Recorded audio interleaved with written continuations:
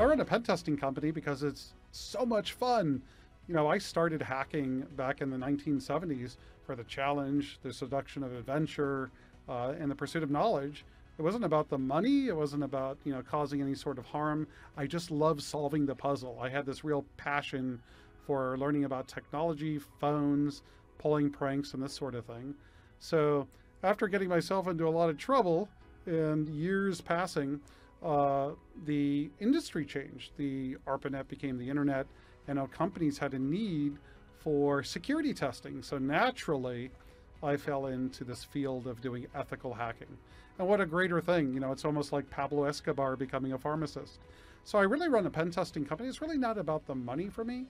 It's more about the challenge, kind of, how I started out in this field and providing a great service to my clients of hopefully that my team is going to find all the security vulnerabilities that company has so the bad guys can't break in.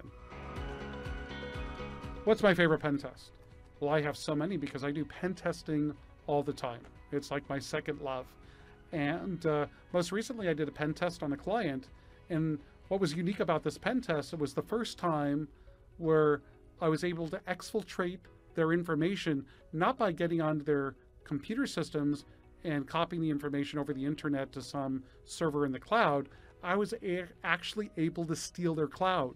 So clone their database servers, clone their Amazon instances in this particular case. So that was pretty eye-opening for me, because in this particular case, the activity went undetected because people have security software that run on their servers. They're security sensors that run on their network.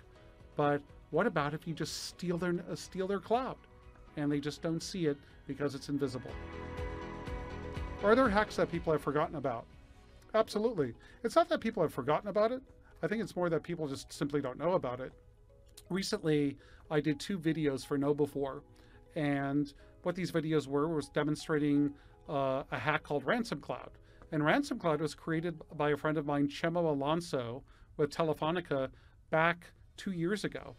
But the average public had no idea it existed. So Ransom Cloud was demonstrating how ransomware was actually going to move to the cloud and going to affect things like your cloud-based email.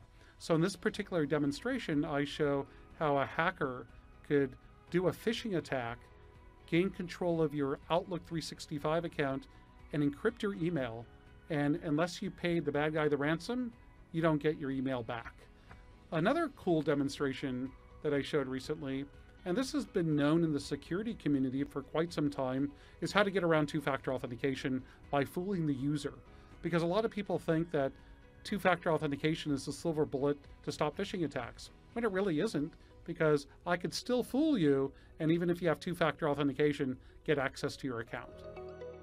How come you have a 100% success rate in pen tests when you're allowed to use social engineering?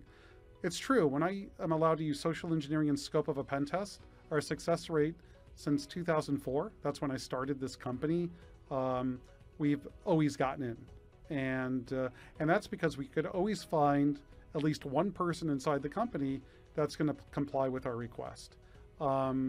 So unfortunately, we're not alone. So the criminals that use this type of social engineering tradecraft are also extremely successful in breaking into businesses and deploying ransomware. So that's why it's so important to take this attack vector of social engineering extremely serious and do something about it. Why are the users the weakest link? Because we still can't download a patch for stupidity from Microsoft. No, just kidding. All right, I'll answer that better. Why are the users the weakest link? Because they simply don't know. They're not expecting to be the victim of an attack. They might not know the types of scams that the bad guys use. Might not be familiar with security at all. They're familiar with whatever their daily job is. So it's really not being educated about social engineering tradecraft or how it works. What do I see for the next 5 years related to social engineering? Well, I don't see social engineering going away anytime soon. I think the bad guys are actually going to get better at this type of tradecraft. And what I mean by better is actually using machine learning or even artificial intelligence to pull off attacks in a more of an automated fashion so they could actually attack more victims, deploy more ransomware, deploy crypto mining software on victims' computers, and do all these nasty things. So I see that the bad guys are going to get better at doing these types of attacks using social engineering. So that's the reason we got to become better than them to detect them and to actually stop them in their tracks. So what's my vision for the KnowBe4 platform? My vision is to become the greatest platform to help our clients mitigate the risk of social engineering.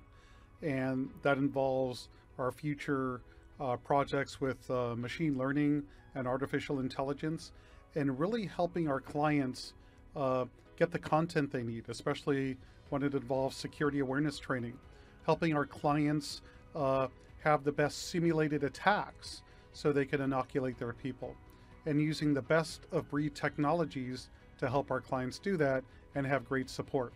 So I want KnowBe4 to be the #1 go-to company to help businesses protect themselves against the threat of social engineering. So there you go. Thank you for listening to my AMA. So I'm Kevin Mitnick, KnowBe4's Chief Hacking Officer, and all of you stay safe.